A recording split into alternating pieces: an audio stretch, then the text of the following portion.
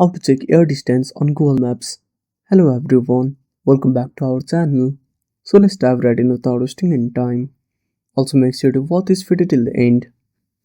So first of all, open up Google Maps on your device.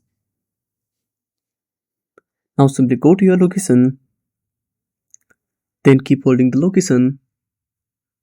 Now this will drop a pin. Now scroll down. Now simply tap on measure distance. Now simply drag the map to move other location. If you want to add multiple location, simply tap on the screen. Then tap on the plus icon. Again move the map. Now at the bottom part of your screen, you can find the air distance. And that's it. Thanks for watching. Make sure to subscribe our channel and hit the bell icon. See you in the next video.